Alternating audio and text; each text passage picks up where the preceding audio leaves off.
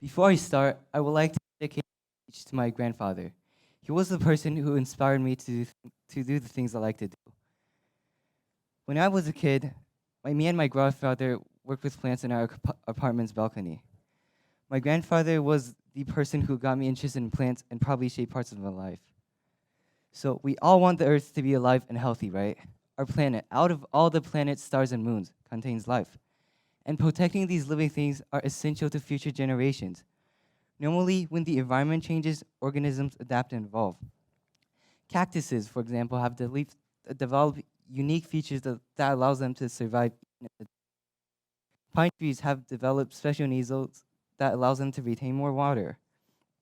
However, in recent centuries, human activity is causing pollution and global warming.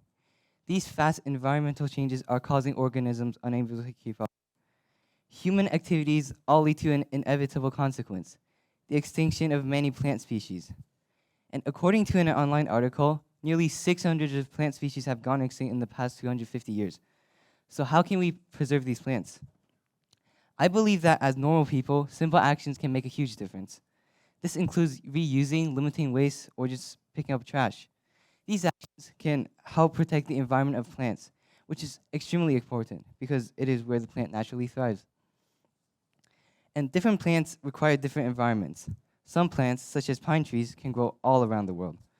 Other plants, such as tropical plants, only grow in tropical climates.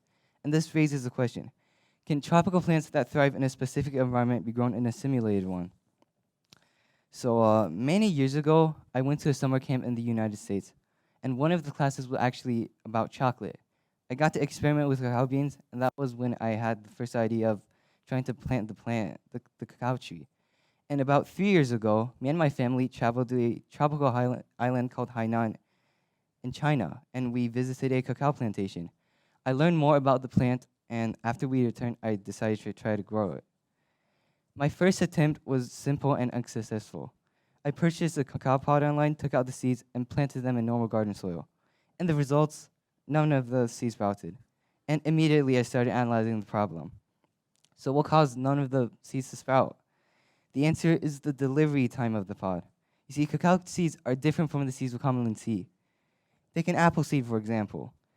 Apple seeds fully ripen during the fall, so the seed needs to survive an entire winter and grow next spring.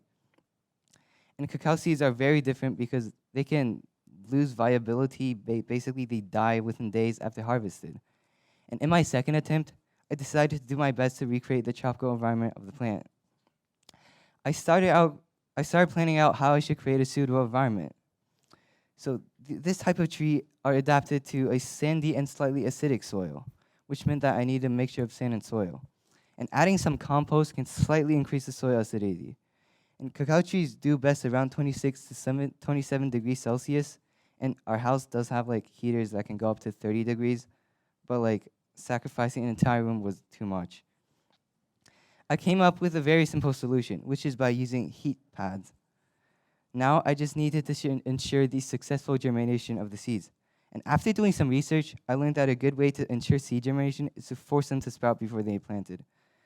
How this can be done is by wrapping a wet towel around the seeds and putting them on a heat pad. And I tried this with some beans. So 3 of the seeds successfully grew roots. And weeks after I planted down the seeds, unfortunately, 2 of the seedlings dried out, leaving me with only 1 seedling.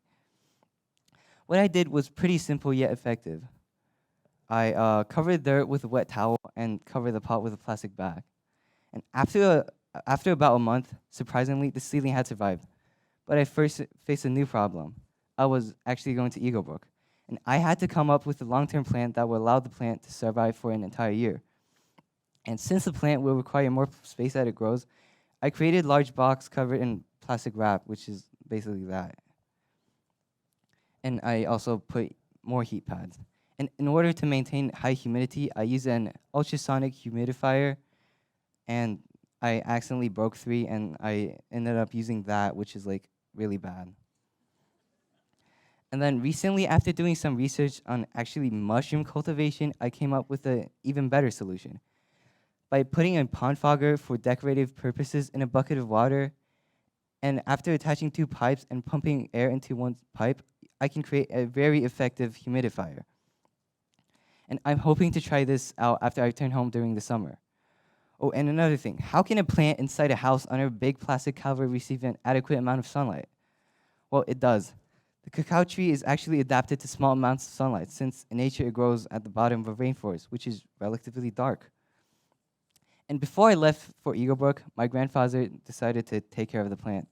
I could no longer care for it, and I was slightly worried. After a month, my grandparents told me that the seedling had survived. I had succeeded. Hundreds or even thousands of years from now, due to pollution and human activity, we may need to create this environment of plants just like what I did. Now, instead of talking about the future, here are some things I'm participating here at Eaglebrook.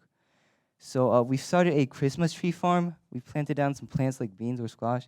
And here are some other things we actually might do. We might create a greenhouse. We might create a garden. We actually might grow mushrooms. And in the future, even after Eaglebrook, I'm really hoping to continue improving on these simulated environments and to continue what I enjoy doing. Thank you.